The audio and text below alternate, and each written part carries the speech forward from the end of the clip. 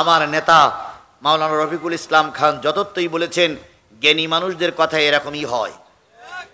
তিনি দীর্ঘক্ষণ আমাকে এখানে পাশে বসেই রেখে আলোচনা করলেন 10-15 মিনিট। একবারও কিন্তু তিনি বলেন নাই আগামী নির্বাচনে আমাকে সাপোর্ট করতে হবে। এটাই হলো যোগ্য ব্যক্তির যোগ্য কথা। কারণ আমি জোর করে লোকের কাছ থেকে ভোট নেব কেন? জনগণ যদি আমারে পছন্দ করে, জনগণ আমারে সাপোর্ট করবে। এটাই হলো হকপন্থী মানুষের কথা।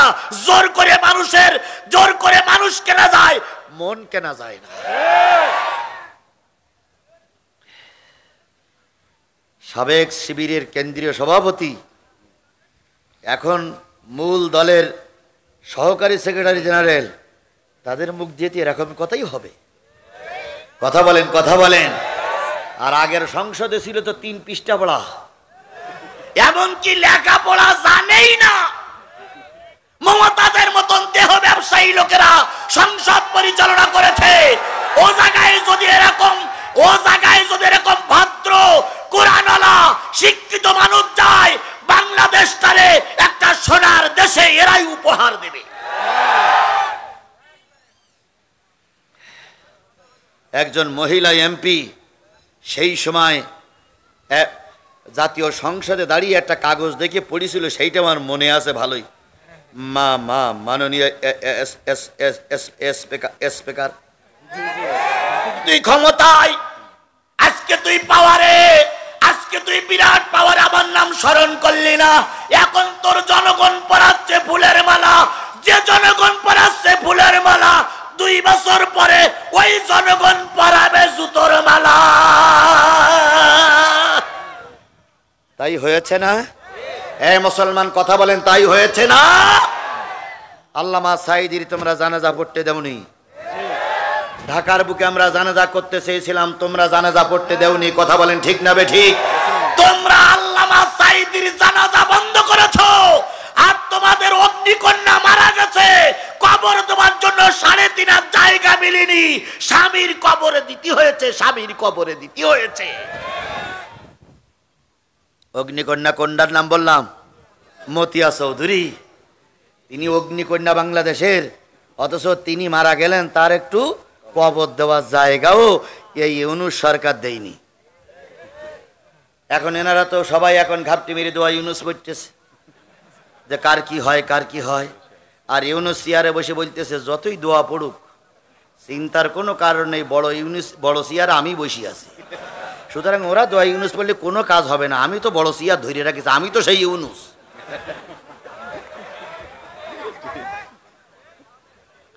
উল্লাপাড়ার মানুষ ভুলে গেলে চলবে না। যখন ওরা আমার মাহফিলের চারিদিক থেকে ঘিরে ফেলেছিল আমাকে হত্যা করার জন্য, যখন গোটা উল্লাপাড়ার পুলিশ আমাকে চারিপাশে ব্যারিকেড করেছিল আমাকে ধরার জন্য, যখন ওরা আমাকে গুলি করার জন্য রাজপথে বন্দুক নিয়ে বসেছিল, তখনও বাঘের বাচ্চার মতন কথা বলেছি। আর এখন তো বসন্তকাল চলছে, কারোর কাছে মাথা বিক্রি করা হবে না। যতটুকু আছি বাঘের বাচ্চার মতন থাকবো, পাতি শিয়ালের মতন বেঁচে লাভ নাই। আমাদের দেশের ইসলামী দলের একজন নেতা নেতৃত্ব দিচ্ছে, নাম তার ডাক্তার শফিকুর রহমান। তিনি কিছুদিন আগে বলেছে, আমারে বুড়া বুড়া মনে করবা না, আমি হলাম বুড়ো জন। তো সে বুড়ো জন আবার কি? বুড়ো জন আবার কি? উনি বলেছে আমার বয়সের কারণে চুল পাকতে পারে, কিন্তু আমি কিন্তু এখনো বুড়া হইনি। এই লোকটি টেকনাফ থেকে তেতুলিয়া কোথায় ত্রাণ বিতরণের জন্য মানুষের কাছে নেমে যাচ্ছে, কোথায় হিন্দুদের দিয়ে বুকের ভিতরে জড়াই ধরে গালে চুমো দিচ্ছে, কোথায় ছোট্ট ছোট্ট বাচ্চাদের নিয়ে গালে চুমা দেয়, কোথায় মা বোনেরা ঘরের ভিতরে থাকে তাদের সঙ্গে পর্দা রক্ষা করে তাদের সঙ্গে কুশলাদি বিনিময় করে। লোকটার দিলের ভিতরে একটুও ভয় নাই, কারণ সে জানে কেউ না আশ্রয় দিতে পারলে আমার আল্লাহ আমার আশ্রয় দিতে পারে। হযরত ওমর ফারুকের জামানা চলছে। ফারুকে আজম তিনি যখন খেলাফতের দায়িত্ব পালন করতেন, তিনি 3টে কাজ বেছে নিয়েছিলেন। ফজরের নামাজ পড়ে তিনি মানুষের দ্বারস্থ হতেন, একটু বেলা হইলে তিনি রাষ্ট্রের কাজে যেতেন। আর দুপুর বেলা যখন হতো তখন একটা গাছের নিচে তরবারিটা বালিশ বানিয়ে গাছের নিচে ঘুমিয়ে থাকতেন। পারবে আমাদের দেশের লোক? পারবে? আমাদের নেত্রী বলেছিল এদেশ মদিনার সনদ দিয়ে চলবে। দীর্ঘ 15 বছর মদিনার সনদ দিয়ে দেশ চলেছে না ভাই? দীর্ঘ 15 বছর মদিনার সনদ দিয়ে দেশ চলেছে না? 93 লক্ষ না 93,000 মার্কিন মিলিয়ন না বিলিয়ন টাকা বিদেশের ব্যাংকে পাচার করেছে এই অবৈধ এমপিরা। আর এই টাকাগুলো যদি ফিরিয়ে আনা যায় তাহলে 10 বছর না 9 বছর আমাদের দেশে কোনো জাতীয় সংসদে বাজেট পেশ করা লাগবে না। কি পরিমাণ খাওয়া খেয়েছে! আর এরা মদিনার সনদ করবে। আমার ভাইয়েরা, হযরত উমর ঘুমাতেন, বালিশ বানাতেন কি দিয়ে? তরবারি দিয়ে বালিশ বানাতেন। বিদেশি একজন লোক ওমরকে মারার জন্য মদিনার মসজিদের সামনে এসে বলতেছে, ও মুসলমানেরা, তোমাদের সেই রাষ্ট্রনায়ক কই? মুসলমানেরা বলতেছে, কোন রাষ্ট্রনায়কের কথা বলতেছো? কয় ওমরে ফারুকের কথা বলতেছি। তখন মুসলমানেরা বলতেছে, উনি আমাদের রাষ্ট্রপতি না, উনি আমাদের খাদেম। সুবহানাল্লাহ বলেন, আর একটু জোরে বলেন সুবহানাল্লাহ। ওই গোয়েন্দা বিভাগের লোকটি বলতেছে, কোথায় তিনি? কয় জানি না, সকালবেলা শুনলাম তার উট হারিয়ে গেছে, আমার মনে হয় উট খুঁজতেছে। এবার ওই বিদেশি লোকটা বলতেছে, যার কথায় অর্ধেক পৃথিবী ওঠে আর বসে, তার উট হারিয়ে গেছে, তিনি উট খুঁজতে গেছে, আর তোমরা আনন্দ করতেছো, তোমাদের চাকরি থাকবে না যাবে। ওরা তখন বলতেছে, ওমর যদি আমাদের চাকরি নষ্ট করতে চায়, ওমরকে আমাদের দেশের খলিফা হিসেবে আর রাখবো না, ওমরের খেলাফতের দায়িত্ব শেষ করে ফেলবো, ওমর আমাদের চাকরি নষ্ট করতে পারবে না, ওমরের চাকরি কিভাবে থাকবে তাই ওমর চিন্তা করুক। এর নাম নেতা। কথা বলেন ঠিক না বে ঠিক? এর নাম আদর্শবান নেতা। আর আমাদের নেতারা কি কায়দায় দিনের ভোট রাতে করে মঞ্চে দাঁড়িয়ে বলে, এবারের মতন সুষ্ঠু নির্বাচন বাংলার ইতিহাসে আর কখনো হয়নি। আবার কেউ কেউ ইমাম রূপে পরিচয় নিয়েছে। আমরা মনে করি এ জায়গার ইমাম না জাহান্নামের ইমাম, ওটা আল্লাহই ভালো করে পরীক্ষা করে রেজাল্ট দেবে। ইমাম তো অনেক জায়গায় হয়, ঈদগার ইমাম হয়, মসজিদের ইমাম হয়, মাদ্রাসার ইমাম হয়, আবার যাত্রারও ইমাম হয়, জাহান্নামের ইমাম হয়। একজন লোক সব জায়গায় সভাপতিত্ব করে, সব জায়গায়, মাহফিলে সভাপতি, যাত্রায় সভাপতি, সিনেমায় সভাপতি, পুতুল নাচে সভাপতি, পয়লা বৈশাখে সভাপতি, স্কুলের সভাপতি, কলেজের সভাপতি। তো এক মাহফিল হবে, বড় বক্তা আসবে, তখন বলেছে যে আমার যদি সভাপতি না করিস তাহলে ও মাহফিল জল তোর করতে দেবো না। তখন ওই হুজুরি কাজ বলার পরে হুজুর দোয়া করতেছে, আল্লাহ, যে লোক সব জায়গার ইমাম তার মরার পরে জাহান্নামের ইমাম বানাই দিও আল্লাহ। আমরাও দোয়া করি, যারা এই নির্বাচনে কারচুপি করে বৈধ নেতাকে ফেল করে অবৈধ নেতারে পাশ করেছ, আল্লাহ যেন তাদের পুরস্কারটা এই কায়দায় দিয়ে দেয়। আবার ভাইয়েরা, হযরত ওমর তরবারি মাথায় দিয়ে শুয়ে থাকে দুপুর বেলা। এবার একজন বলতেছে, ও বিদেশের ভাই, তুমি যদি ওমরকে খুঁজতে চাও, ওই যে দূরে একটা বাবলা গাছ দেখা যায়, ওই বাবলা গাছের নিচে হযরত ওমর দুপুর বেলা হলে ওই ছায়া একটু বিশ্রাম করে, তুমি যদি ওখানেই বসে থাকো তাহলে ওমরকে পাওয়া যাবে। লোকটা চিন্তা করলো, ভালো মৌকা, ভালো সুযোগ। লোকটা বাবলা গাছের মগডালে বসে আছে, কখন ওমর আসবে। কিছুক্ষণ পরে হযরত ওমর ঘোড়ায় চড়ে আসলেন। ঘোড়াটা দূরে একটা শিকড়ের পরে বেঁধে ক্লান্ত পরিশ্রান্ত হযরত ওমর তরবারিটা মাথায় দিয়ে গাছের তলায় শুয়ে পড়েছে। যেই না শুয়ে পড়েছে, সেই ক্লান্ত পরিশ্রান্ত ওমরের চোখে ঘুম এসে গেছে। বিদেশি লোকটা চিন্তা করলো, এই না সুযোগ, এবার মেরে কাল্লাটা নিয়ে দেশে ফিরে যাব, অনেক পুরস্কার আমি পেয়ে যাব। এই কথা বলে হযরত ওমরের মাথার কাছে এসে ওমরের চুল ধরে কেবল কাল্লায় কোপ দেবে, এমন সময় পিছন দিক থেকে বিরাট একটা বাঘ এসে পিছন দিক থেকে শব্দ করতেছে, হলুম। লোকটার হাতের থেকে তরবারি পড়ে গেছে। তরবারি পড়ার পরে হযরত ওমরের ঘুম ভেঙে গেছে। হযরত ওমর বলতেছে, কি ভাই তুমি কে? তখন বলতে, হুজুর আমি আপনার সাথে মোসাফা করতে আইলাম। তো মোসাফা করতে আসলে তার তরবারি কেন? কয় খলিফাতুল মুসলিমিন বুঝেই যখন ফিরেছেন তখন দয়া করে আমাকে মাফ করে দেন। হযরত ওমর বললেন, যাও তরবারি সহ তোমাকে মাফ করে দিলাম। লোকটি যাচ্ছে আর বলতেছে, খলিফাতুল মুসলিমিন আপনার কোনো বডিগার্ড আমি পাইনি, কিন্তু আপনি দিনের সৈনিক, আপনার বডিগার্ড হয়েছে জঙ্গলের বাঘ। আমরাও দেখেছি বাংলাদেশ জামাত ইসলামী বিএনপির নেতা কর্মীরা যখন রাজপথে কোন রকম ফয়সালা করতে পারছিলেন না, ময়দান ছেড়ে যখন ঘরে ফিরে আসতেছিলেন, ঠিক সেই সময় আল্লাহ পাক কিছু কিশোর, কিছু ছোট ছোট যুবকদের ময়দানে নামাই দিয়ে ওদের আন্দোলনের কাছে এই পেতনির বাচ্চা পেতনি পালাই যেতে বাধ্য হলো। এই জন্য সাহায্যকারী কে? আরো জোরে বলেন, সাহায্যকারী কে? তোমাদের চেষ্টা যখন শেষ, আল্লাহর রহমত তখনই শুরু। ওয়া মিন সাইয়্যাতি আমালিনা من يهده الله فلا مضل له ومن يضلله فلا هادي له ونشهد أن لا إله إلا الله وحده لا شريك له الذي أرسله بالحق بشيرا ونذيرا وداعيا إلى الله بإذنه وسراجا منيرا فقد قال الله تعالى في كلامه المجيد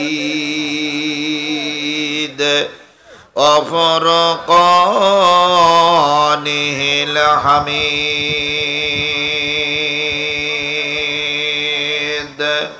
أعوذ بالله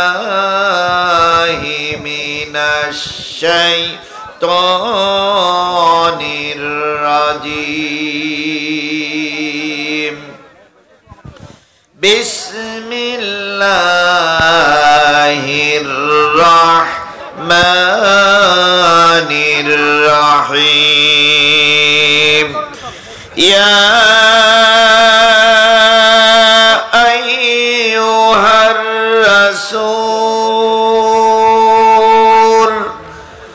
بلغ ما أنزل إليك من ربك وإن لم تفعل فما بلغت رسالته والله يعصمك من الناس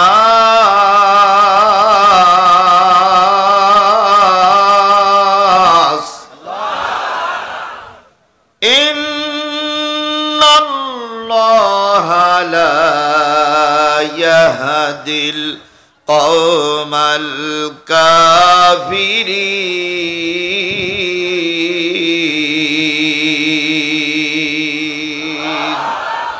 صدق الله المولانا العظيم قال النبي صلى الله عليه وسلم بلغوا عني ولو آية أو كما قال رسول الله صلى الله عليه وسلم إن الله وملائكته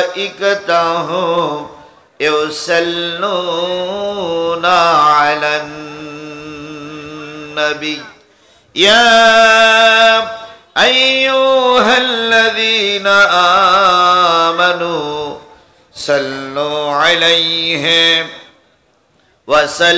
وسلموا تسليما اللهم صل على محمد وعلى آل محمد كما صليت على إبراهيم وعلى آل إبراهيم إنك حميد مجيد اللهم بارك على محمد وعلى آل محمد كما باركت على إبراهيم وعلى آل إبراهيم إنك حميد مجيد لا إله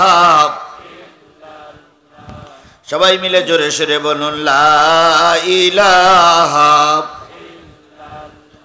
লা ইলাহা লা ইলাহা ইল্লাল্লাহ মুহাম্মাদুর রাসূলুল্লাহ লা ইলাহা লা ইলাহা লা ইলাহা ইল্লাল্লাহ মুহাম্মাদুর রাসূলুল্লাহ। সকলে জবান খুলে একসাথে এক বাক্যে বলছি সাল্লাল্লাহু আলাইহি ওয়াসাল্লাম। সিরাজগঞ্জ জেলার উল্লাপাড়া উপজেলার ঘাটিনা পৌর কবরস্থানের উন্নতিকল্পে 17তম এক বিরাট ইসলামী জালসা অনুষ্ঠিত হচ্ছে। তারিখ হচ্ছে 30 অক্টোবর 2024, 14 কার্তিক 1431 বাংলা, রোজ বুধবার। আজকের এই ইসলামী জালসার সম্মানিত স্বনামধন্য সভাপতি জনাব মাওলানা মোহাম্মদ শহীদুল ইসলাম বুলবুল, ডাবল কামিল BA অনার্স MA ইসলামী বিশ্ববিদ্যালয় কুষ্টিয়া, খতিব ঘাটিনা বাইতুল আমান জামে মসজিদ, সহসভাপতি জনাব মোহাম্মদ রমজান মোল্লা, ঘাটিনা পৌর কবরস্থানের সভাপতি। আজকের এই মাহফিলের সম্মানিত প্রধান অতিথি, উল্লাপাড়ার আপামর মানুষের সকলের প্রাণের স্পন্দন, আমাদের প্রিয় ভাই, সাবেক ছাত্র নেতা, জননন্দিত নেতা জনাব আলহাজ মাওলানা মোহাম্মদ রফিকুল ইসলাম খান, নির্বাচিত সিনেট সদস্য রাজশাহী বিশ্ববিদ্যালয়, কেন্দ্রীয় সহকারী সেক্রেটারি জেনারেল বাংলাদেশ জামাত ইসলামী, প্রধান মেহমান জনাব আকবর আলী, সাবেক জাতীয় সংসদ সদস্য 65 সিরাজগঞ্জ 4 উল্লাপাড়া। আজকের এই মাহফিলের দাওয়াতি অতিথিবৃন্দ, বিশেষ অতিথিবৃন্দ, আমন্ত্রিত অতিথিবৃন্দ, আলোচনা করে ধন্য করেছেন জনাব মাওলানা মোহাম্মদ রফিকুল ইসলাম জীবন, আলোচনা করেছেন হাফেজ মাওলানা মুফতি আব্দুল হাকিম জামিল সহ গর্বিত মায়ের গর্বিত সন্তান শ্রদ্ধেয় ওলামায়ে হযরত, সিরাজগঞ্জ জেলার বিভিন্ন থানা থেকে আগত দিনদার পরেজগার মুত্তাকি মুসলমান ভাই ও বন্ধুগণ, পর্দায় অবস্থানরতা শ্রদ্ধাশীলা মা ও বোনেরা, সকলকে নিয়ে আবারও সালাম বিনিময় করছি। আসসালামু আলাইকুম ওয়া রাহমাতুল্লাহি ওয়া বারাকাতুহু। শুকরিয়া আদায় করছি সেই মালিকের, যে মালিক স্বাধীন সার্বভৌম একটা দেশে ইসলামের কথাগুলো স্বাধীনভাবে বলার পরিবেশ তৈরি করে দিয়েছেন। সকলে মিলে বলুন আলহামদুলিল্লাহ। আজকে কতই অক্টোবর? সবাই মিলে বলুন কতই অক্টোবর? কত সাল? 2024 সাল। একটু পিছনে জানতো 30 অক্টোবর 2023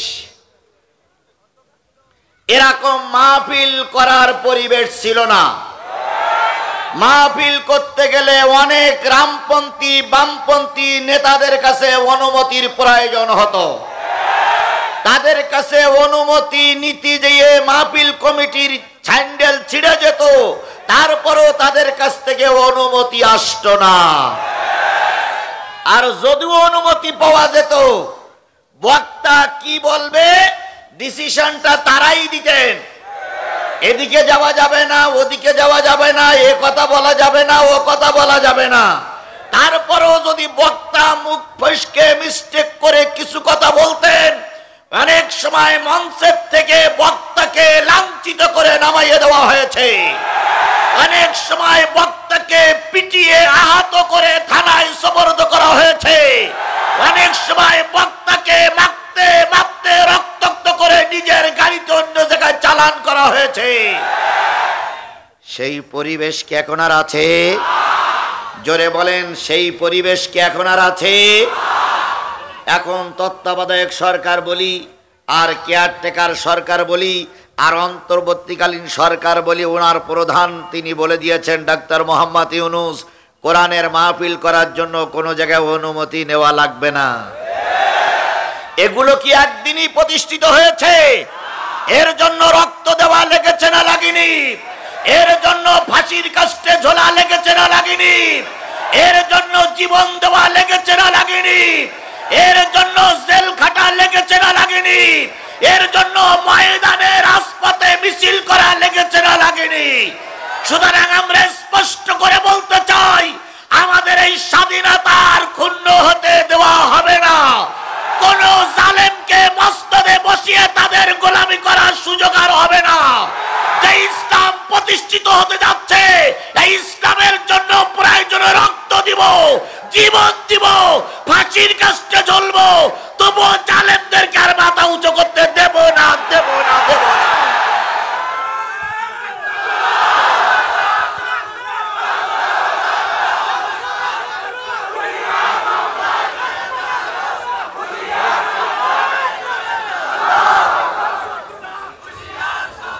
আমার ভাইরা, আমার ভাইরা, স্বাধীনতা অর্জন করা খুবই সহজ, স্বাধীনতা টিকাই রাখা খুবই কঠিন।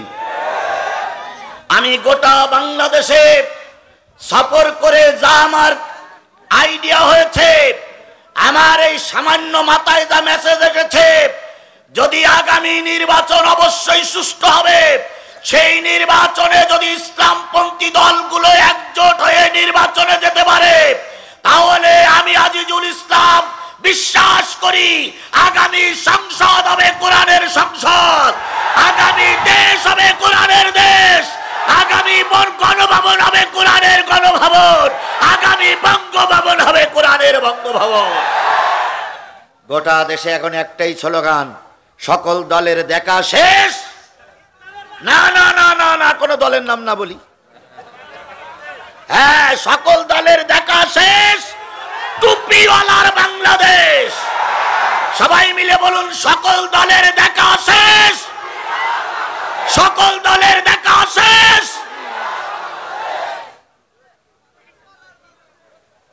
এ পরিবেশ আমাদের কে তৈরি করে দিয়েছে? যে আল্লাহ এই পরিবেশ তৈরি করে দিলেন, সেই আল্লাহর শুকরিয়া আসতে না জোরে সবাই মিলে বলছে আলহামদুলিল্লাহ। বন্ধুগণ, আমাদের চেষ্টায় কিছুই হয়নি যদি আল্লাহ রহমত না করতেন। ওনারা বারবার বলতেন 41 সাল পর্যন্ত থাকবো, তারপরে মাঝে মাঝে রসিকতা করে বলতেন আমরা পালাই না,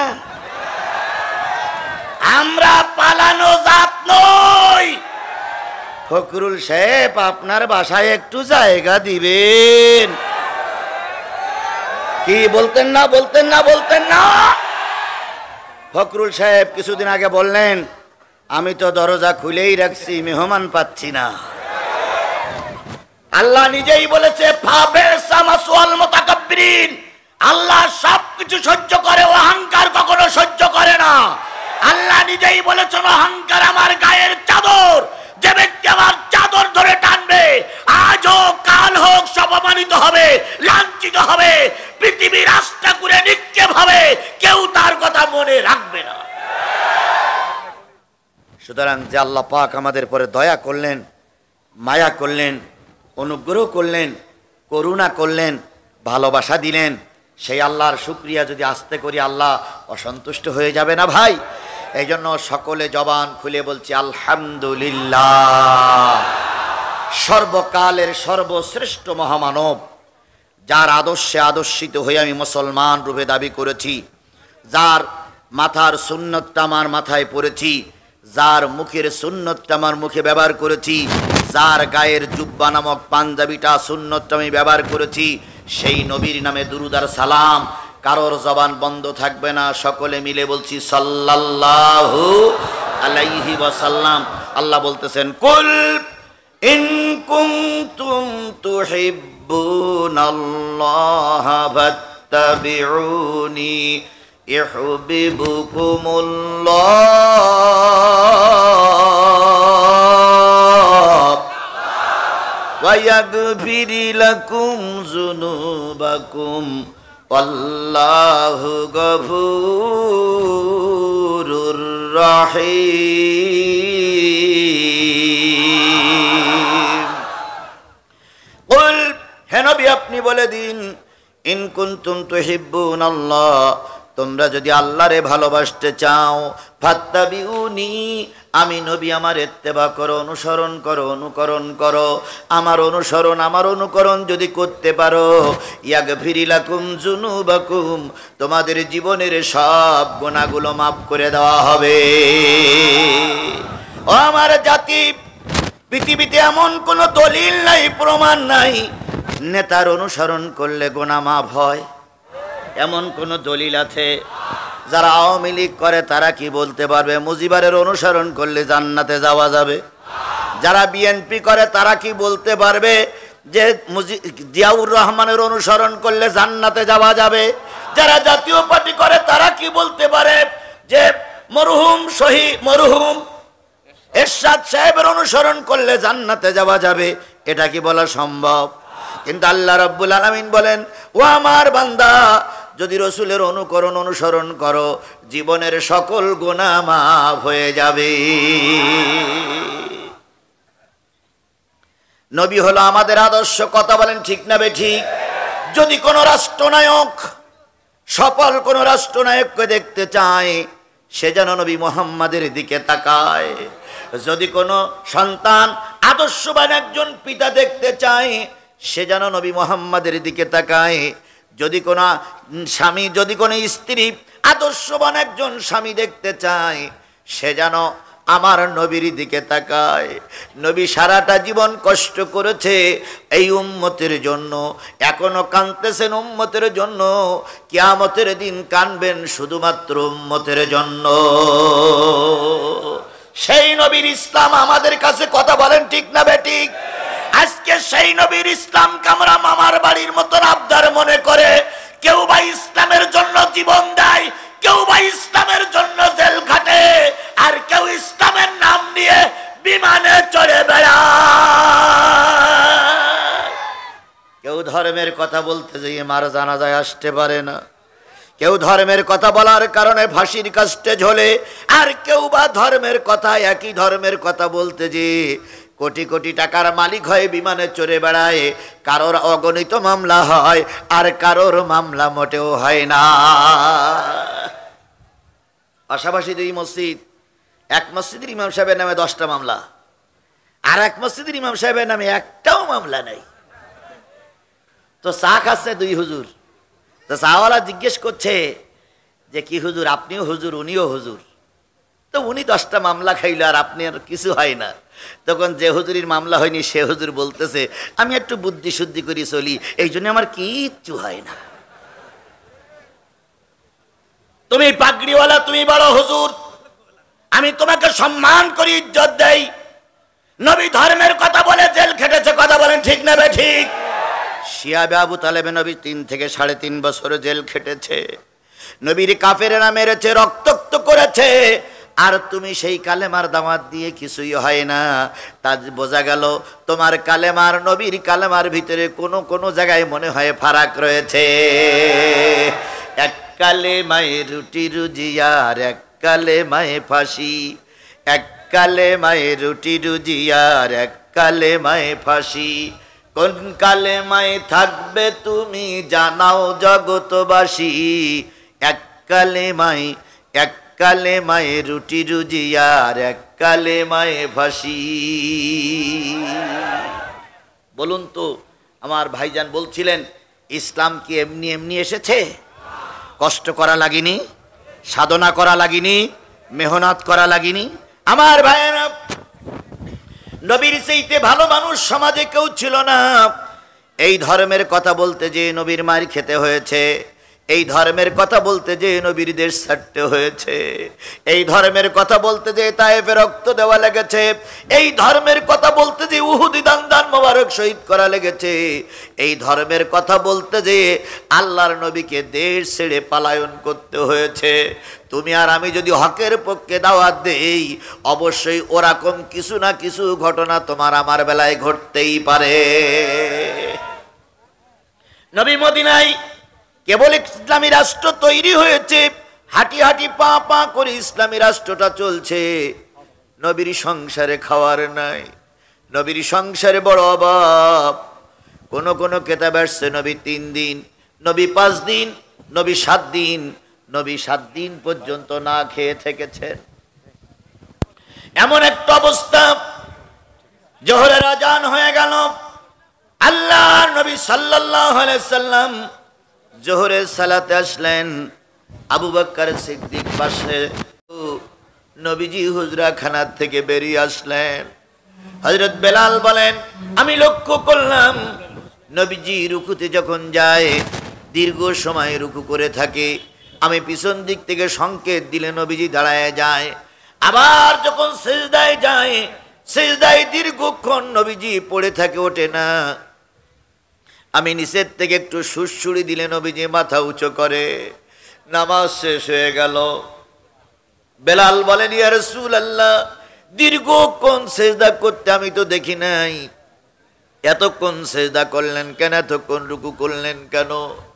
নবী বললেন, বেলাল, আয়েশার ঘরে 7 দিন কোনো খাওয়ার নাই। রাহমাতাল লিল আলামিন, যেই নবীর চেহারার দিকে তাকাইলে মানুষের পেটে ক্ষুধা থাকতো না। মদিনার যুবতী নারীরা বলেছে, মদিনার মায়েরা বলেছে ঘরে খাবার নাই। বাচ্চাগুলো যখন ক্ষুধার যন্ত্রণায় ছটফট করত, আমরা বাচ্চাদেরকে বিভিন্ন বুদ্ধি দিয়ে নবীজির কাছে পাঠিয়ে দিতাম। 2 দিন 3 দিন 4 দিন পরে আমরা যে বলতাম, মা বাবা আমার সোনামানিক বাসায় চল, বাচ্চারা বলতো, মা ফিরে যাও। নবীজির চেহারার দিকে তাকাইলে মানুষের পেটে ক্ষুধা থাকে না।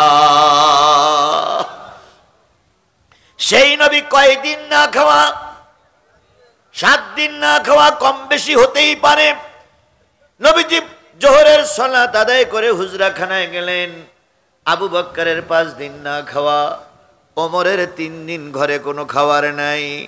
এমত অবস্থা, আবু বকর ঘরে যখন কোনো খাবার পেলেন না, মসজিদে এসে ঢুকলেন আর নিয়ত করতেছেন, যদি নবী কিছু খায় আমি আবু বকর আমারে না দিয়ে খাবে না।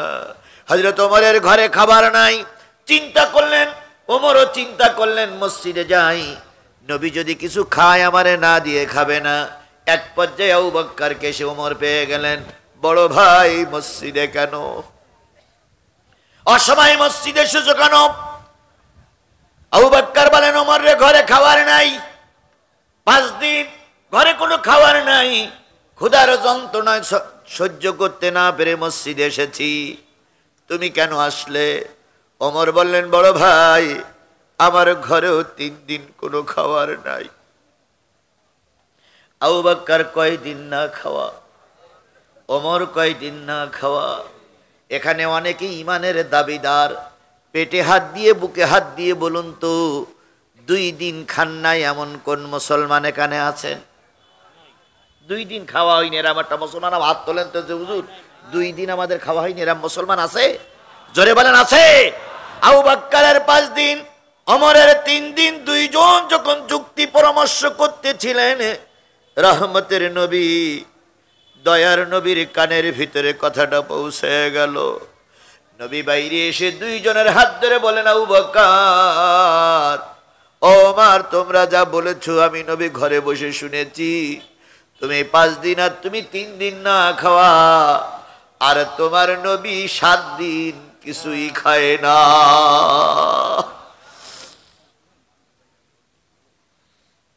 এখানে যদি বসে বসে আমরা কান্নাকাটি করি, কেউ আমাদের খেতে দেবে না, চলো আমরা একজনের বাড়ি মেহমান হই। আবু বকর বললেন, ইয়া রাসূলুল্লাহ, কার বাড়ি মেহমান হব? নবী বললেন, আমার আবু আইয়ুব বড় মেহমান পছন্দ করে, চলো তো একটু আবু আইয়ুব আনসারীর বাড়ি যাই। 3 জন মেহমান গেলেন কার বাড়ি? এই মুসলমান কথা বলেন, কার বাড়ি? 3 জন মুসলমান গেলেন, 3 জন মেহমান গেলেন আবু আইয়ুব আনসারীর বাড়ি।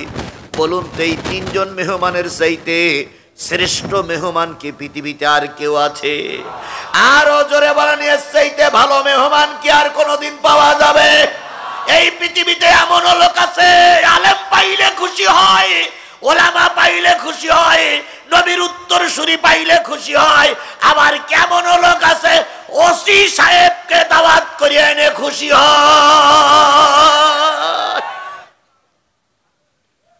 ওসি সাহেব যদি বাড়ি আসে, বাজারে যে গল্প করে, আমার আছে না, ওসি সাহেব কিন্তু আজকে দুপুর বেলা আমার বাড়ি দাওয়াত খেয়েছে। তার মানে বোঝায় ওসি সাহেবের সঙ্গে আমার এত গুড সম্পর্ক, কিছু উলট পালট করলে কিন্তু 63টা মামলা দেব। আল্লাহ নবী আবু আইয়ুব আনসারীর বাড়ি গেলেন। আবু আইয়ুব আনসারী তখনও পর্যন্ত বাড়ি পৌঁছান নাই। তিনি জোহরের সালাত আদায় করে বাগান পরিচর্যা করতেছিলেন। স্ত্রী ঘরের থেকে বেরিয়ে এসে 3 জনকে সালাম দিলেন। নবীজির চেহারা দেখে আবু আইয়ুবের স্ত্রী বড়ই কষ্ট পেলেন। ইয়া রাসূলুল্লাহ, মুখটা ছোট হয়ে গেছে।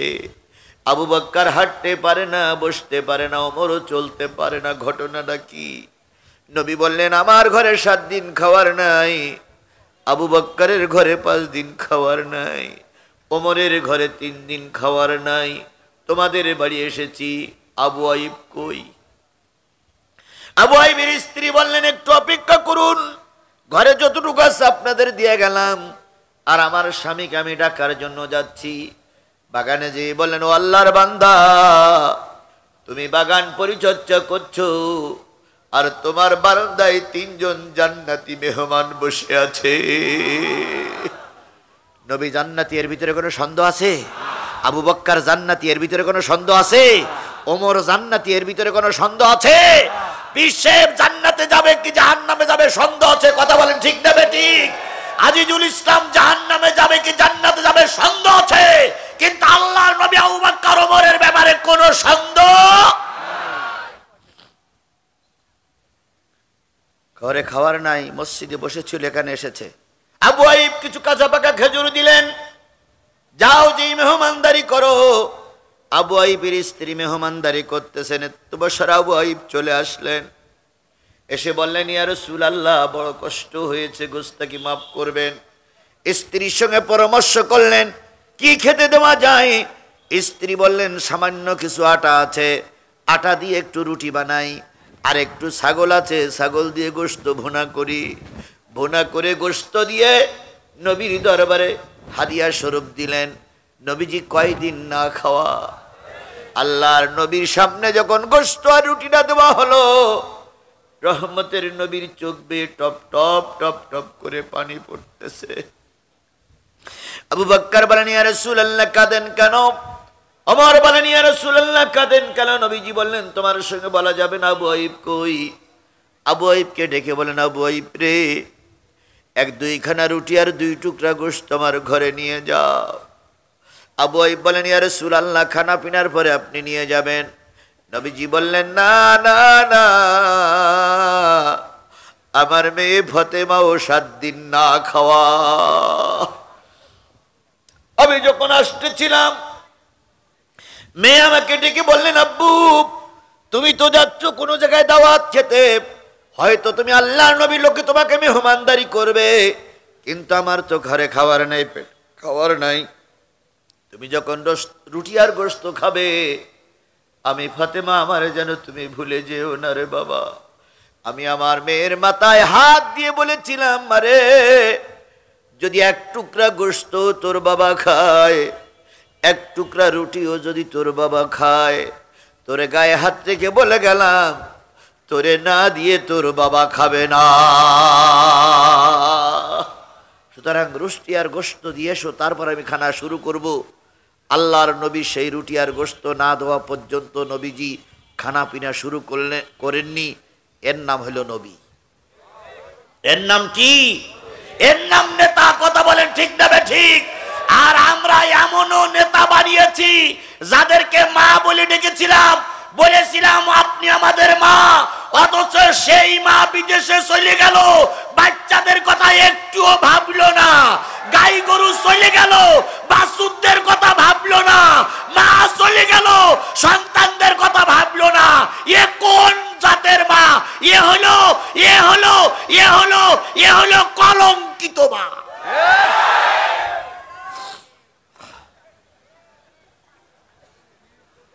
কথা কি বোঝেন? আমার কথা কি বোঝেন? কলঙ্কিত মা না? আজকে সন্তানদের বলি যে মায়ের পিছনে এত মিছিল মিটিং করলে, সেই মা চলে গেল, একবারও তোমাদের কথা ভাবলো না।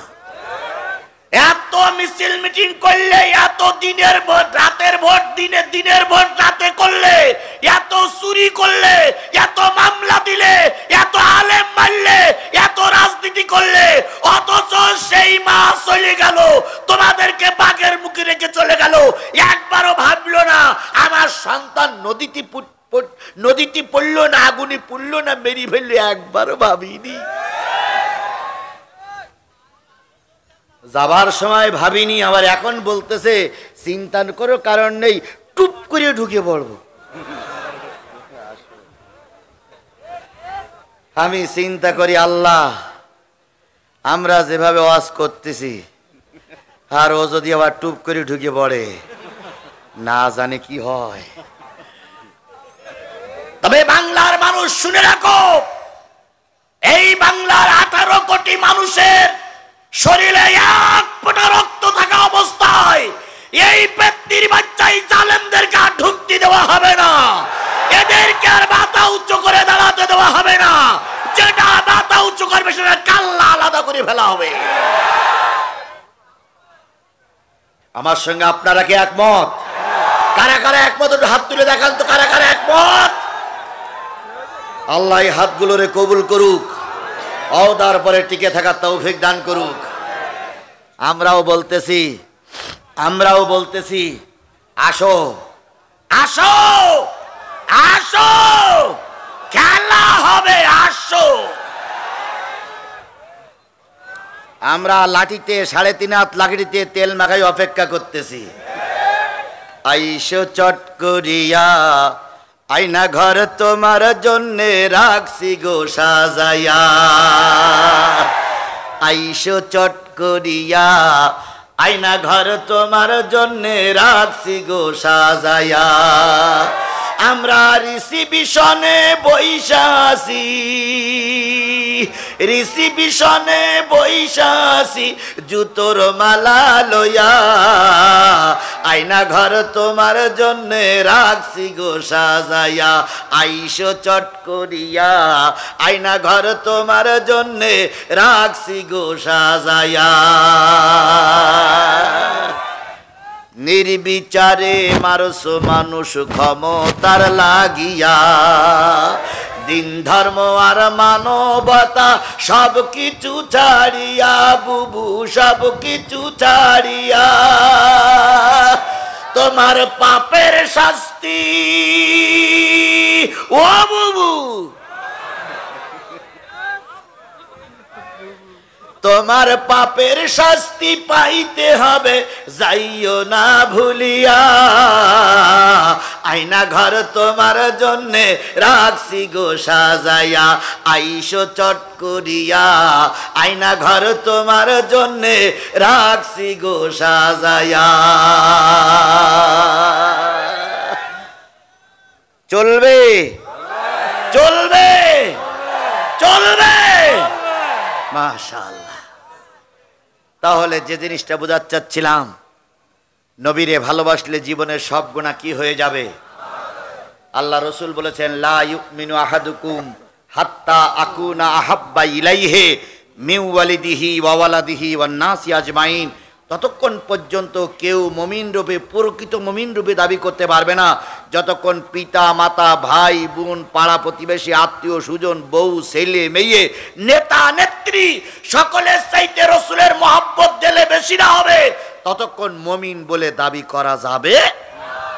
বলুন তো, আমরা নবীরে বেশি ভালোবাসি না কম ভালোবাসি? আরো জোরে বলেন, কম না বেশি? সুতরাং সেই নবীর নামে দুরূদ আর সালাম সকলে মিলে বলছি সাল্লাল্লাহু আলাইহি ওয়াসাল্লাম। বন্ধুগণ, ইসলামী জলসায় ইসলাম থেকে, কোরআন থেকে আলোচনা হোক, এটা কি আপনারা চান? সবাই চান? সবাই চান? আমিও সেই কোরআন থেকে আলোচনা করতে চাই।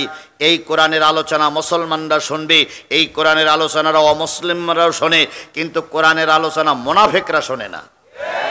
সেরকম মুনাফিক এই মজলিসে 2-4 জন আছে না নাই? জোরে বলেন, আছে না নাই? ওরা আপনার পাশেই আছে, ঘাপটি মেরি বসে আছে, ওরাই উঠে যাবে, তাছাড়া কোনো মুসলমান কোরআনের মাহফিল থেকে উঠে যেতে পারে না। তাহলে আমি কোরআন থেকে আলোচনা করলে আপনারা কি শুনতে রাজি আছেন? এই মাহফিলটার নাম দিয়েছেন ইসলামী জলসা। তার মানে কি, যে জলসায় যে পরিবেশে কিসের কথা হয়? ইসলামের কথা হয়। আল্লাহ রাসূল বলেন, আদ-দীনু নাসিহাতুন সালাসা কুল্লা লিমান ক্বালা লিল্লাহ ওয়া লিরাসূলিহি ক্বালা লিল্লাহ ওয়া লিরাসূলিহি ওয়া লিকিতাবিহি ওয়া লিআইম্মাল মুসলিমিনা ওয়া আম্মাতিহিম। আল্লাহর নবী বলেন, দিন একটা নসিহাত, দিন একটা নসিহাত, দিন একটা নসিহাত। কুল্লা লিমান, সাহাবীরা বলেন, ইয়া রাসূলুল্লাহ, দিন যদি নসিহাত হয়, দিন যদি উপদেশ হয়, দিন যদি ওয়াজ হয়, তাহলে সেই ওয়াজে বক্তারা যখন কথা বলবে, ওই বক্তাদের ভিতরে কয়টা বিষয় থাকা লাগবে? তাহলে সেটা দ্বীনি নসিহাত বলে আমরা ধরে নেব। নবীজি বললেন, যেই বক্তার আলোচনার ভিতরে 5টা জিনিস থাকবে না, সেটা দ্বীনি নসিহাত বলে ধরা যাবে না। তাহলে ইসলামী জলসায় কয়টা জিনিসের আলোচনা করা লাগবে? সবাই মিলে বলুন, কয়টা জিনিসের আলোচনা করা লাগবে? 5টা জিনিসের আলোচনা করা লাগবে। আমার নেতা মাওলানা রফিকুল ইসলাম খান যতই বলেছেন, জ্ঞানী মানুষদের কথা এরকমই হয়। তিনি দীর্ঘক্ষণ আমাকে এখানে পাশে বসেই রেখে আলোচনা করলেন 10-15 মিনিট। একবারও কিন্তু তিনি বলেন নাই আগামী নির্বাচনে আমাকে সাপোর্ট করতে হবে। এটাই হলো যোগ্য ব্যক্তির যোগ্য কথা। কারণ আমি জোর করে লোকের কাছ থেকে ভোট নেবো কেন? জনগণ যদি আমারে পছন্দ করে, জনগণ আমারে সাপোর্ট করবে। এটাই হলো হকপন্থী মানুষের কথা। জোর করে মানুষ কেনা যায়, মন কেনা যায় না। সাবেক শিবিরের কেন্দ্রীয় সভাপতি, এখন মূল দলের সহকারী সেক্রেটারি জেনারেল, তাদের মুখ দিয়ে এরকম কথাই হবে। কথা বলেন, কথা বলেন। আর আগের সংসদে ছিল তো 3 পৃষ্ঠা পড়া, এমনকি লেখাপড়া জানেই না। মমতাজের মতন দেহ ব্যবসায়ী লোকেরা সংসদ পরিচালনা করেছে। ও জায়গায় যদি এরকম ভদ্র কোরআনওয়ালা শিক্ষিত মানুষ যায়, বাংলাদেশটারে একটা সোনার দেশে এরাই উপহার দেবে। একজন মহিলা এমপি সেই সময় জাতীয় সংসদে দাঁড়িয়ে একটা কাগজ দেখে পড়েছিল, সেইটা আমার মনে আছে ভালোই। মাননীয় স্পিকার,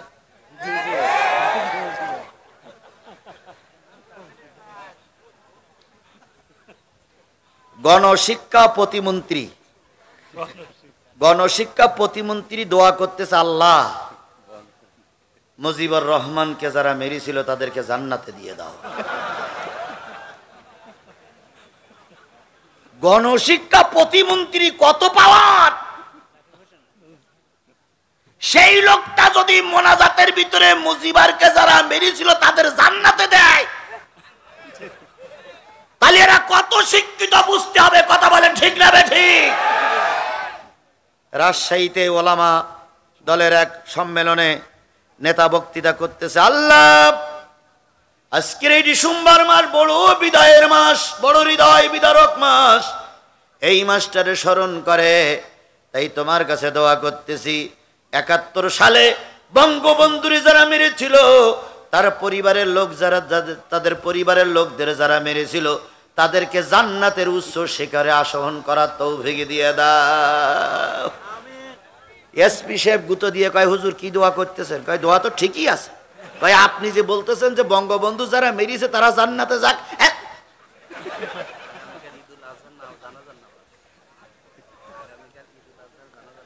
তাহলে এই যদি অবস্থা হয় দেশ কখনো শান্তি ফিরে আসবে না। কথা বলেন ঠিক না বে ঠিক?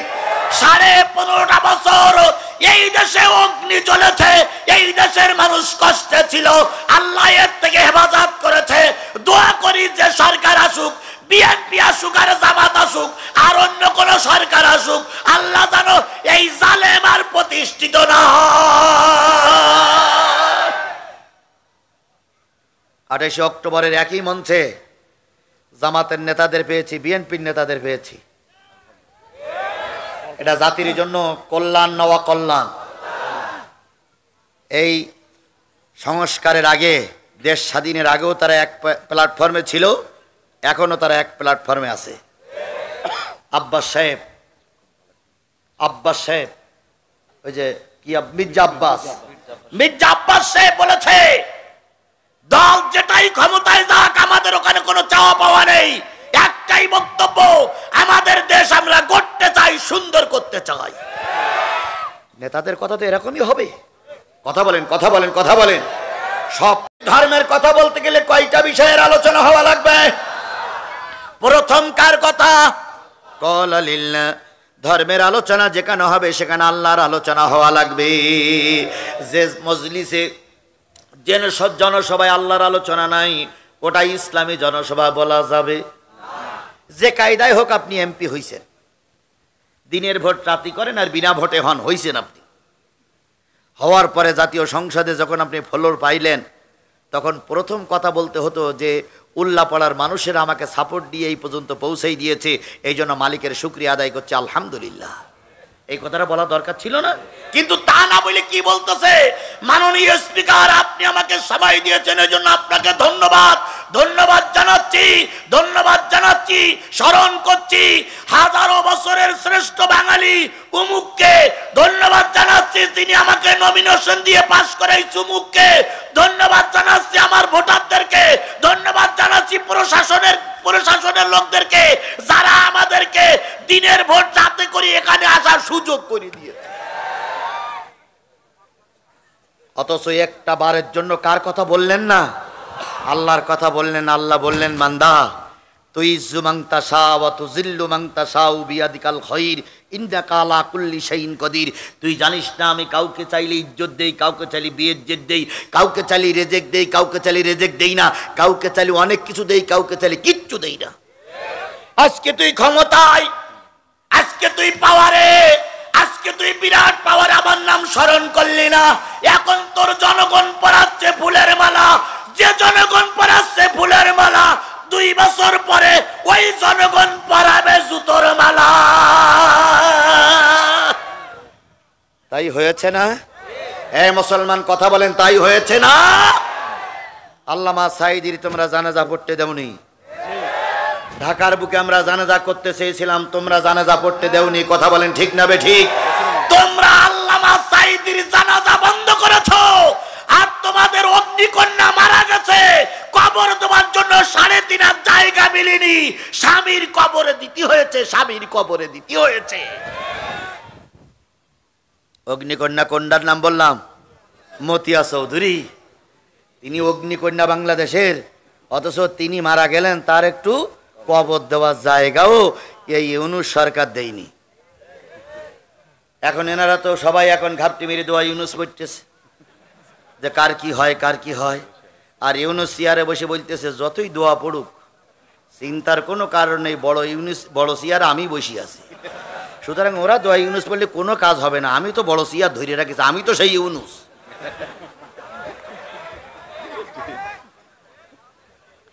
উল্লাপাড়ার মানুষ ভুলে গেলে চলবে না, যখন ওরা আমার মাহফিলের চারিদিক থেকে ঘিরে ফেলেছিল আমাকে হত্যা করার জন্য, যখন গোটা উল্লাপাড়ার পুলিশ আমাকে চারিপাশে ব্যারিকেড করেছিল আমাকে ধরার জন্য, যখন ওরা আমাকে গুলি করার জন্য রাজপথে বন্দুক নিয়ে বসেছিল, তখনও বাঘের বাচ্চার মতন কথা বলেছি।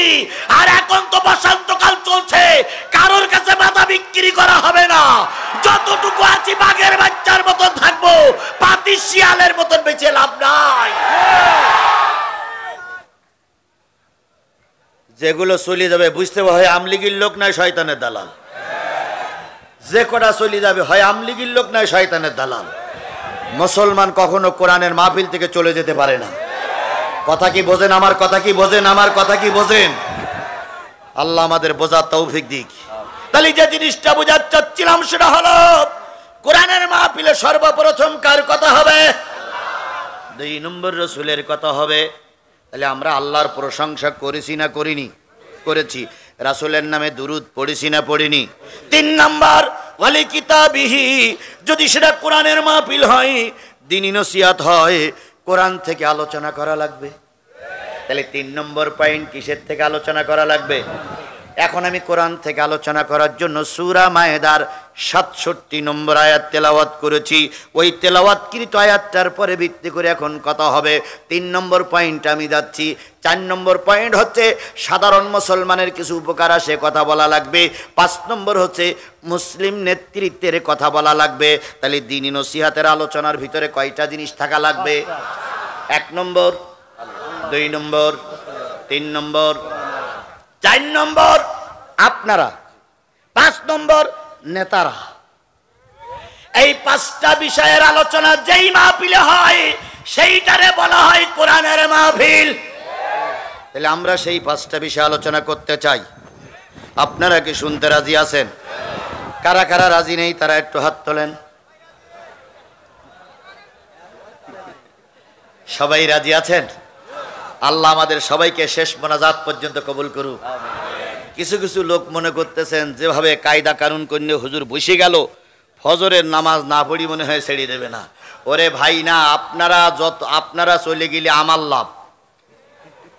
আপনারা সবাই যদি চলে যান তাহলে আমি তাড়াতাড়ি বাড়ি যাইতে পারবো না ভাই। আর আপনারা সবাই যদি অনেকক্ষণ থাকেন তাহলে আমার অনেকক্ষণ কথা বলতে হবে। এবার আমি শেষ কথা বলি, আপনি থাকলেও যা হবে, না থাকলেও তাই হবে। সুতরাং আমরা একটা নির্ধারিত সময়, আমি যেখান থেকে শুরু করেছি ওখান থেকে 1 থেকে 1.5 ঘন্টা আলোচনা। এখন আমাদের হাতে বাজে হলো 11টা বেজে 50 মিনিট। আর খুব বেশি হলে 40 মিনিট। এই 40টা মিনিট পেশাব লাগুক, পায়খানা লাগুক, যত বড় বাধা আসুক, ময়দান ছেড়ে যাওয়া যাবে না। কারা কারা রাজি আছেন 2 হাত উঁচু করে আল্লাহরে দেখা। আল্লাহ এই কোরআনের মাহফিলকে কবুল করুক, সকলে বলুন আমিন। আরো জোরে বলেন আমিন। এই মাহফিলটা করার জন্য খুব বেশি সময় কর্তৃপক্ষ পাইনি। আমার এই মাহফিলটা ছিল চুয়াডাঙ্গায়। সেই মাহফিলটা হঠাৎ করে বন্ধ হওয়ার কারণে এনারা দীর্ঘদিন আমার সঙ্গে যোগাযোগ করতেছিলেন। হঠাৎ করে ডেটটা দিয়েছে, এরা বেশি কালেকশন করতে পারিনি। আজকে যা কালেকশন হয়েছে, কতটুকু হয়েছে আমি জানি না, তবে আমি আপনাদের কাছে একটা দাবি করি, স্কুল মাঠে গানও চলে, যাত্রাও চলে, মাহফিলও চলে। আজকের এবছর মাহফিল দিয়ে যদি এরা লস খায়, যদি এরা ঠকে, যদি এরা ঋণ থাকে, আগামী বছর এখানে কোরআনের মাহফিল এরা করবে না। বরং এরা মমতাজের মতন ওই রকম শিল্পী নিয়ে নাচাবে যাতে করে টাকা বেশি হয়। এখন আপনারা মমতাজের গান চলবে না কোরআনের রস চলবে? কোন দিকে? কোরআনের রস চালু থাকে নাকি আপনারা চান? না মমতাজের গান চলুক এটা চান? তাহলে কোরআনের মাহফিল যদি চালু রাখতে চান তাহলে এই যুবকদের যারা কোরআনের মাহফিল দিয়েছে তাদের একটু সার্বিক সহযোগিতা আপনাদেরই করা লাগবে। এখন চোখের পানি ফেলাই কানলে কি এই মাহফিল চালু থাকবে? কি দিতে হবে? অর্থ দিতে হবে। আপনাদের কার কাছে, যাদের কাছে টাকা নেই তারা একটু হাত তোলেন তো। হুজুর টাকা সব দেওয়া হয়ে গেছে, আর একটাও টাকা পকেটে নেই।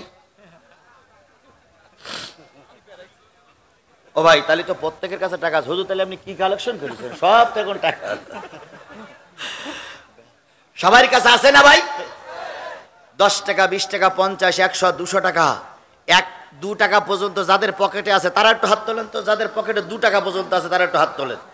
টাকা থাকার পরে যদি হাত না তোলেন আমি কোরআন শরীফের বলি, কোরআন শরীফ তুই ভিডিও করো, দিন যাই কাদের পকেটে টাকা আছে হাত তুলিনি, তুমি একটু দেখে রাখো। কারণ আমি দেখলে হবে না, তুমি দেখি কিয়ামতের দিন বলবা আল্লাহ টাকা ছিল কিন্তু হাত তুলিনি। হ্যাঁ, কারা কারা কারা, মাশাআল্লাহ মাশাআল্লাহ, সবার কাছে টাকা আছে।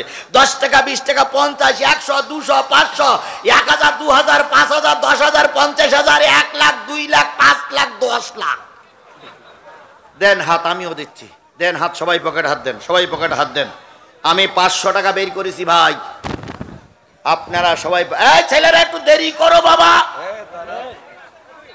আচ্ছা, কারা কারা বের করেছেন হাত তোলেন। দেবার কারা কারা বের করেছেন, একটু কষ্ট হলো। কারা কারা 2 টাকা হোক তবু হাত তোলেন যে হুজুর আমি বের করেছি। মাশাআল্লাহ, মা বোনদের কাছেও যাচ্ছে। আমি 3 নম্বর পয়েন্ট কোরআন থেকে এখনই আলোচনা করব টাকাগুলো দিয়ে। দেন এবার আপনারা দেন। মাশাআল্লাহ, আমি দিলাম আমার রায়হান বলে একটা ছেলে 500 টাকা দিলাম। দেন হুজুর, দেন। জি জি জি জি, দেন দেন, সবাই দেন, সবাই দেন, সবাই দেন, সবাই দেন। মাশাআল্লাহ মাশাআল্লাহ, সবাই দেন, সবাই দেন, কেউ মাহরুম করবেন না। জি, যা আছে তাই দেন, যা আছে তাই দেন। জি জি, এগুলো এইভাবে ভাই। হ্যাঁ জি, এত বলতে পারবেন, আপনারা পরে বলে নেবেন, যেহেতু এখন কালেকশন করার সময় নয়। এখন শুধু আপনাদের হাতে দিয়েই আমি একটু মূল আলোচনায় চলে যাব। বন্ধুগণ, 2-3 বছরের আমাদের মাহফিল করতে দেয়নি। বিগত 15টা বছর আমাদের মুখ খুলে কথা বলতে দেয়নি। আজকে অনেক কথা জমা হয়ে আছে। বিশ্বাস করো, জিহাদি সেই সময় ভয় পাইনি, আজও ভয় পাবে না। এই জন্য ময়দান ছেড়ে যাওয়া যাবে না। আপনারা চলে গেলে ওরাই মাতবাড়ি করবে, সুতরাং কেউ ময়দান ছাড়বেন না। আল্লাহ সবাইকে কবুল করুক। তাড়াতাড়ি যুবকেরা, তাড়াতাড়ি, খুব তাড়াতাড়ি, যত তাড়াতাড়ি কাগজ, যত তাড়াতাড়ি রুমালগুলো এই মাথায় যাবে, তত তাড়াতাড়ি আমরা আলোচনা শুরু করতে পারবো। একটু জায়গায় করেন সুবহানাল্লাহ। ও কবরস্থান কমিটির সেক্রেটারি 2000 টাকা। দোকান কালেকশন কত হয়েছে? দোকান কালেকশন 10,000-এর উপরে কালেকশন হয়েছে। আমার সম্মানিত ভাই বলতে পারেননি, রফিকুল ইসলাম ভাই, সেটা আমি বলে দিলাম। ভাই আমি টাকা দিতে বলেছি, যদি টাকা না থাকে বসে থাকবেন, উঠতে বলেনি। বসলে আল্লাহ খুশি, উঠলে শয়তান খুশি। বসলে আল্লাহ খুশি, উঠলে শয়তান খুশি। আপনারা শয়তানের খুশি না করে কোরআনের মাহফিলে বসুন। আমরা কোরআন থেকে এখনই আলোচনা শুরু করব। প্রথম শুরু করেছি কোরআন দিয়ে, শেষ করব কোরআন দিয়ে। মাঝখানে কিছু কথা বললাম, আবারও কোরআন দিয়ে শুরু করবো ইনশাল্লাহ। কেউ না যাই ভাই, দয়া করে কোরআনের মাহফিলে অল্পক্ষণ বসি। আমি কোনো অবস্থায় আমার নির্ধারিত সময়ের বাইরে যাব না। এই জন্য প্রয়োজনে কিছু কথা বলে দোয়া করব। আর একজন 1000 টাকা দিয়েছেন, আল্লাহ দান কবুল করুক, আল্লাহ দান কবুল করুক। একটু জিকির করেন সুবহানাল্লাহ। এই একটু চা চাইলাম তো, সে করে গেল।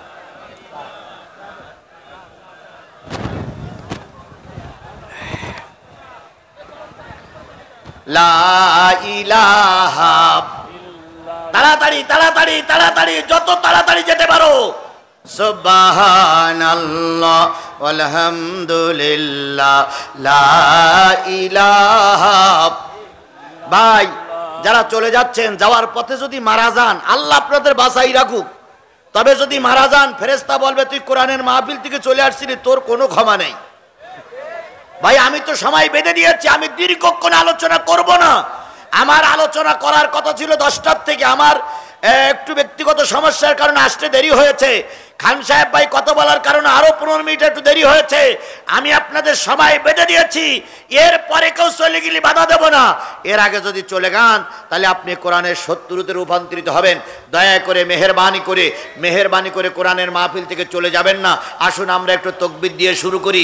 নারায়ে তাকবীর, আরো জোরে নারায়ে তাকবীর, আল্লাহু আকবার। আল কোরআনের আলো, তোমার নেতা আমার নেতা নবী মুস্তাফা, দুনিয়ার মুসলিম লিল্লাহি তাকবীর, আল্লাহু আকবার। বন্ধুগণ, কোন সূরা? 120 আয়াত, 16টি রুকু, মদিনায় অবতীর্ণ সূরা সমূহের ভিতরে একটা অন্যতম সূরা। 120 আয়াতের ভিতর থেকে আমি আপনাদের সামনে তেলাওয়াত করেছি যে আয়াতটা, আয়াত নম্বর হলো 67। কত নম্বর আয়াত? এই আয়াতটা যখন নাজিল হলো, আল্লাহর নবী সাল্লাল্লাহু আলাইহি সাল্লাম তখন মানুষের কাছে একটু ফেভারিট হয়ে গেলেন, ধর্মের কথা প্রচার করছে কিন্তু মানুষ তার শত্রু হয়ে দাঁড়িয়ে গেছে। নবীজি যখন চলতে ফিরতে শুরু করলেন, কিছু বডিগার্ড, কিছু সাহায্যকারী মানুষ, কিছু বডিগার্ড, কিছু সাহায্যকারী মানুষ, কিছু বডিগার্ড, কিছু সাহায্যকারী মানুষ পাশে নিলেন। আমার আল্লাহ এটা মেনে নিলেন না। আমার আল্লাহ বললেন, দোস্ত, দুনিয়ার কোনো বডিগার্ডের দরকার নাই, দুনিয়ার কোনো সাহায্যকারী দরকার নাই, আমি তোমার সাহায্যকারী। সুবহানাল্লাহ বলেন, আরো জোরে সুবহানাল্লাহ বলেন। ইসলামী আন্দোলনের বড় বড় নেতাদের দেখা যায় একা একা চলে, কোনো বডিগার্ড লাগে না। আর রামপন্থী বামপন্থী নেতা যদি মেম্বারও হয়ে যায়, দেখা যায় রাতের বেলায় চলতে গেলে 4-5 জন বডিগার্ড লাগে। কথা বলেন ঠিক না বেঠিক? ভাই উঠলে চলবে না, দয়া করে বসুন। 4-5 জন বডিগার্ড লাগে। জনগণ জিজ্ঞাসা করে, তোমার এত বডিগার্ড কেন? উনি তখন বলে, আমার শত্রু মেলা। শত্রু তো হবেই, কারণ তোমার কারণে ভালো নারীরা ঘরের দরজা খুলে ঘুমোতে পারে না, তোমার কারণে লোকের দোকান লুটপাট হয়, তোমার কারণে ব্যবসা প্রতিষ্ঠানে আক্রমণ হয়, তোমার কারণে লোকের জমি দখল হয়। এই জন্য জনগণ তোমার শত্রু, তোমারে ক্ষমা করে না। কিন্তু ইসলামী আন্দোলন যারা করে, তারা পরের জমি দখল করে না, অন্যায়ভাবে কাউকে মারে না, অন্যায়ভাবে কাউকে ক্ষতি করে না। এই জন্য রাতের বেলায় ঘুরে ঘুরে বেড়ায় একা একা। আমাদের দেশের ইসলামী দলের একজন নেতা নেতৃত্ব দিচ্ছে, নাম তার ডাক্তার শফিকুর রহমান। তিনি কিছুদিন আগে বলেছে, আমারে বুড়া বুড়া মনে করবা না, আমি হলাম বুড়ো জন। তো সে বুড়ো জন আবার কি? বুড়ো বুড়োই, বুড়ো জন আবার কি? উনি বলেছে, আমার বয়সের কারণে চুল পাকতে পারে, কিন্তু আমি কিন্তু এখনো বুড়া হইনি। এই লোকটি টেকনাফ থেকে তেতুলিয়া কোথায় ত্রাণ বিতরণের জন্য মানুষের কাছে নেমে যাচ্ছে, কোথায় হিন্দুদের দিয়ে বুকের ভিতরে জড়াই ধরে গালে চুমো দিচ্ছে, কোথায় ছোট্ট ছোট্ট বাচ্চাদের নিয়ে গালে চুমা দেয়, কোথায় মা বোনেরা ঘরের ভিতরে থাকে তাদের সঙ্গে পর্দা রক্ষা করে তাদের সঙ্গে কুশলাদি বিনিময় করে। লোকটার দিলের ভিতরে একটুও ভয় নাই, কারণ সে জানে কেউ না আশ্রয় দিতে পারলে আমার আল্লাহ আমার আশ্রয় দিতে পারে। হযরত ওমর ফারুকের জামানা চলছে। ওমরে ফারুকে আজম তিনি যখন খেলাফতের দায়িত্ব পালন করতেন, তিনি 3টে কাজ বেছে নিয়েছিলেন।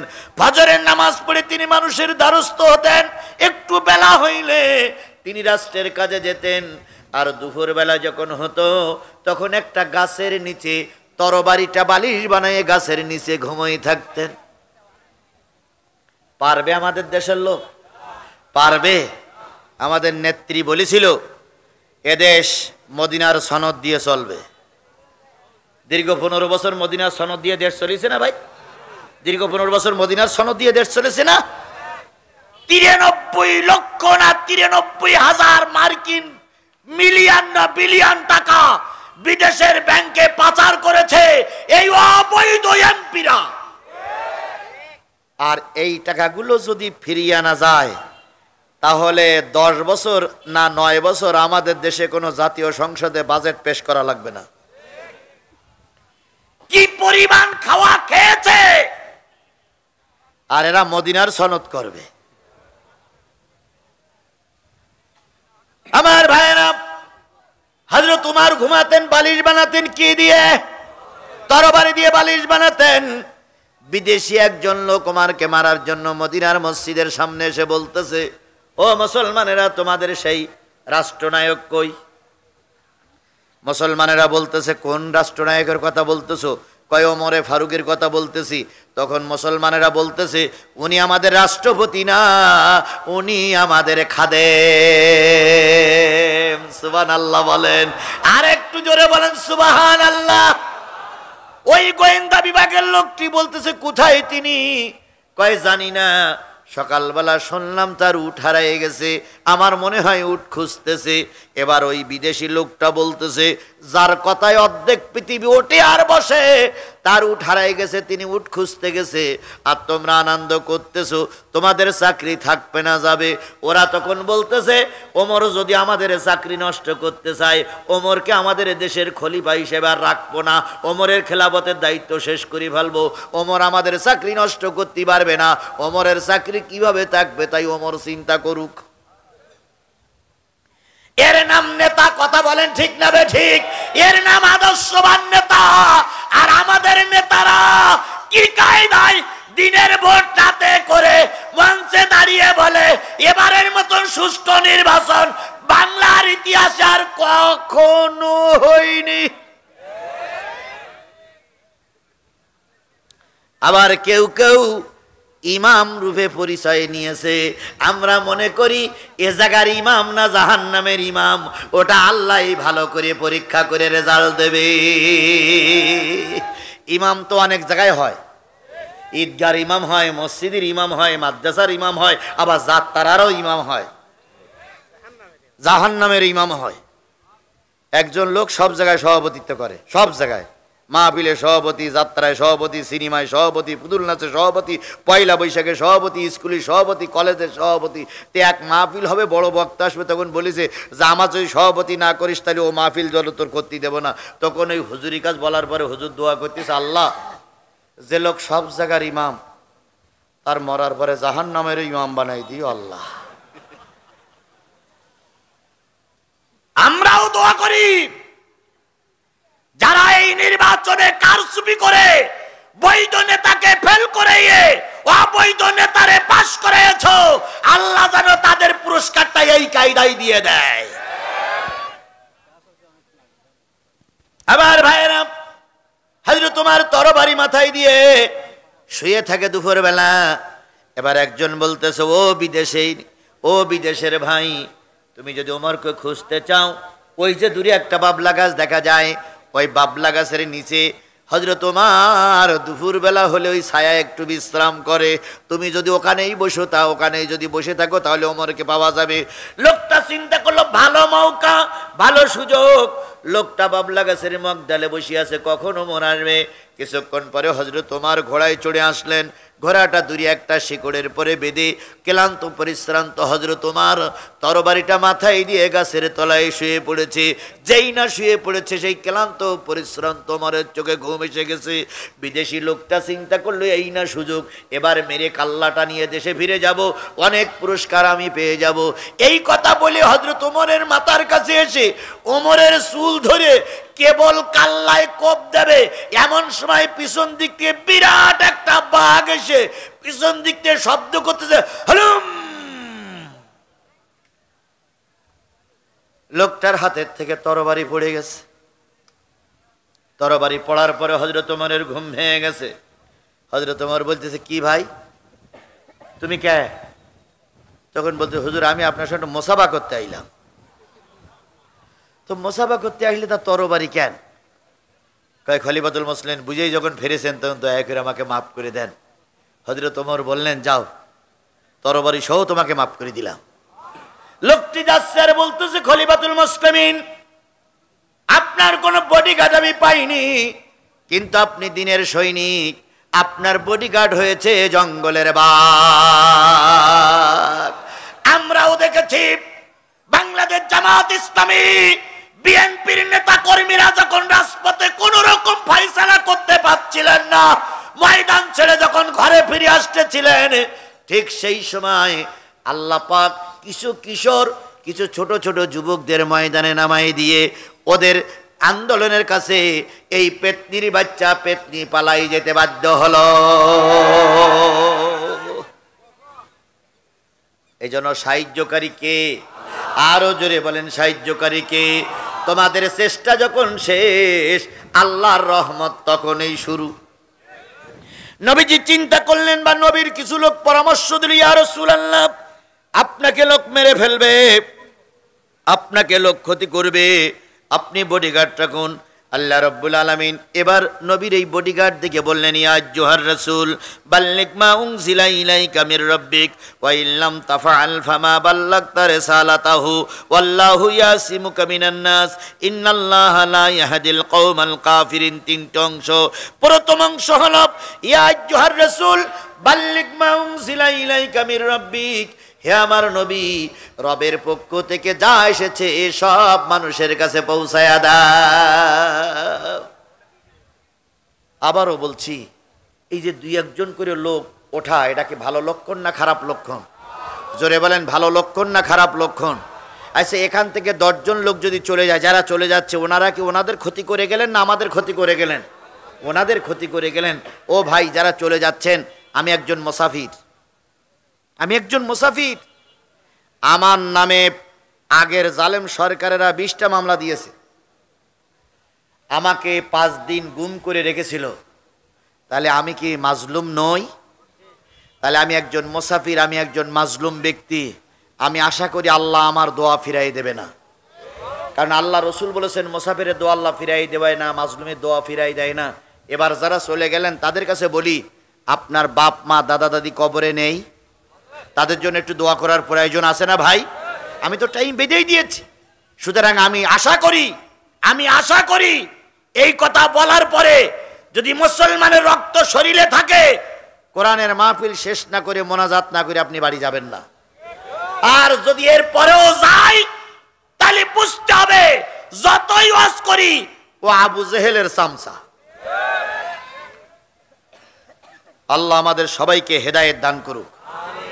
আল্লাহ পাক বলেন, হে নবী, যা তোমার কাছে এসেছে সব মানুষের কাছে পৌঁছায় দাও। বলুন তো, রসুলের কাছে আসলো কি? এই মুসলমান, বাঘের বাচ্চার মতন কথা বলবেন। রসুলের কাছে আসলো কি? আয়াত কত? না, মূল কোরআনের আয়াত কত? পঠিত আছে 6666 আয়াত। আল্লাহ পাক বললেন, ও নবী, 6666 আয়াত সব মানুষের কাছে পৌঁছায়া দাও। এখন নবীরে বললে কোরআনের আয়াত পৌঁছায়া দাও, নবী চলে গেছে, আয়াতের হুকুম আর এখন চালু নাই। আয়াতের হুকুম কি এখন চালু আছে? এই মুসলমান, কথা বলেন, আয়াতের হুকুম কি এখন চালু আছে? অবশ্যই চালু আছে। তা না হলে তাবলীগ করবে কারা? এটা তো তাবলীগের আয়াত। ইয়া আইয়ুহার রাসূল বাল্লিগ, পৌঁছায়া দাও, সব পৌঁছায়া দাও, তাবলীগ করো। তাহলে তাবলীগ করা কি ফরজ? তাবলীগ করা কি? আরো জোরে বলেন, তাবলীগ করা কি ফরজ? তবে সে তাবলীগ অবশ্যই কোরআন হাদিস মোতাবেক হওয়া লাগবে। কারোর স্বপ্ন দেখা তাবলীগ নয়, কারোর বানানো তাবলীগ নয়। তাবলীগ হবে কোরআন হাদিসের তাবলীগ। কথা বলেন, ঠিক না বেঠিক? কারোর বানানো তাবলীগ আমরা মেনে নিতে পারি না। তাবলীগ করা তাহলে কি? এখন নবী নাই, তাহলে তাবলীগ করবে কারা? তাবলীগ করবে আলেমেরা। ইয়া আইয়ুহাল উলামা, এখানে ইয়া আইয়ুহার রাসূল, ওইখানে যোগ করে দেন ইয়া আইয়ুহাল উলামা। আবার যেন সৈয়দ নজরুল সাহেবের মতন দোষ দিয়েন না যে জিহাদি আয়াত তৈরি করে। জাতির চাচা কিন্তু আয়াত তৈরি করে বানায়, জাতির চাচা কিন্তু আয়াত তৈরি করে বলে। আর প্রায় বলতেন আমার ভাস্তি কিন্তু শেখ হাসিনা, অথচ শেখ হাসিনার সঙ্গে ওর কোন রকম সম্পর্ক ছিল না। অথচ প্রায় বলতেন আমি কিন্তু জাতির চাচা। এখন চিন্তা করি, আল্লাহ, জাতির বাপ তো গেছে, জাতির মেয়েও গেছে, জাতির চাচা যে কোথায় আছে আল্লাহই ভালো জানে। এই সমস্ত জাতীয় চাচাদের কারণে আল্লামা সাঈদী 13 বছর জেল খেটে মারা গেছে। আর গতকালকে না আগের দিন আমার ড্রাইভার একটা ক্যাসেট বাজাচ্ছিল, কুয়াকাটা ওয়াজ করতেছে যে আল্লামা তো বলে না, সাঈদী চরমনাই পীর সাহেবের বিরুদ্ধে কথা বলার কারণে এখন জেল খাটতেছে, কেরাম মজা লাগতেছে। আরে ভাই, আপনি আমার ভালো না বাসেন, কিন্তু আমি আপনার শত্রু হতে পারি না। আমি কুয়াকাটা হুজুরির ভালো না বাসি, কিন্তু কুয়াকাটা হুজুরির বিরোধিতা করতে পারি না। কথা বলেন ঠিক না বেঠিক? কারণ তিনিও টুপিওয়ালা, আমিও টুপিওয়ালা। এক টুপিওয়ালা আর এক টুপিওয়ালার বিরোধিতা করলে জাতি বিভ্রান্ত হয়ে যায়। অথচ আমাদের দেশের একদল আলেম ওলামা তৎকালীন সময় আলেম ওলামাদের বিরোধিতা করেছিল। কথা বলেন, কথা বলেন, কথা বলেন। জাতি তাদেরকে চিনে রেখেছে না রাখিনি? জোরে বলেন, রেখেছে না রাখিনি? এখন জাতি তাদেরকে ঠিক মতনই চিনতেছে। সুতরাং আল্লাহ বলতেছেন ইয়া আইয়ুহাল উলামা, নবীর জায়গায় এখন আলামা, যেহেতু আল উলামা ওয়ারাসাতুল আম্বিয়া, নবীরা হলো, আলেমরা হলো নবীদের ওয়ারিস। এখন নবী নাই, তাই আল্লাহ বলতেছেন ইয়া আইয়ুহাল উলামা বাল্লিগ মা উনজিলা ইলাইকা, তোমাদের কাছে যে কোরআন নাজিল হয়েছে, যে কোরআন অক্ষত অবস্থায় আছে, এই কোরআনের তাবলীগ করো। ফামা বাল্লাগতা রিসালাতাহু, যদি কম করো অথবা বেশি করো, রিসালাতের দায়িত্ব, নবুয়তের দায়িত্ব, বক্তার দায়িত্ব, ওলামার দায়িত্ব পালন করা হলো না।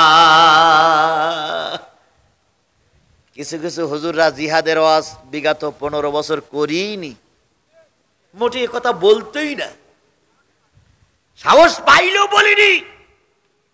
এখন তারাই এমন গরম গরম কথা বলতেছে মঞ্চে, ভাই মনে হচ্ছে ওরাই হলো রাজমিস্ত্রি আর আমরা সব জোগাড়ি। কি তাই না? তাই না? তাই না? বলেন তাই না? ওরে বাবারে, 15 বছর যারা মুখ খুলিনি তারাই মঞ্চে এইটাই এসেই আগে সাইদির নাম ধরে ওয়াজ করতেছে। এখন লোকজন কয় যে হুজুর এই 15 বছর আপনারা কোথায় ছিলেন? তখন কয় ও সব পৃষ্ঠা রাখো, সব পৃষ্ঠা রাখো। এরপরেও সাধুবাদ জানাই বলুক, এরপরে সাধুবাদ জানাই ময়দানে সবাইকে কথা বলতে হবে। যদি না বলো, নবুয়তের দায়িত্ব পালন করা হলো না। এরপরে আল্লাহ পাক দ্বিতীয় নম্বরে বলতেছে আল্লাহু ইয়াসিমুকা মিনান নাস, হে নবী আপনি মানুষের মুখাপেক্ষী হবেন না, মানুষকে বডিগার্ড বানাবেন না। মনে করে রাখেন আপনার বডিগার্ড আমি নিজেই আল্লাহ। বলুন তো, এই নবী যখন দিনের দাওয়াতি তাবলীগ কাজ শুরু করলেন তখন মার খেতে হয়েছে না হয়নি? আরো জোরে বলেন।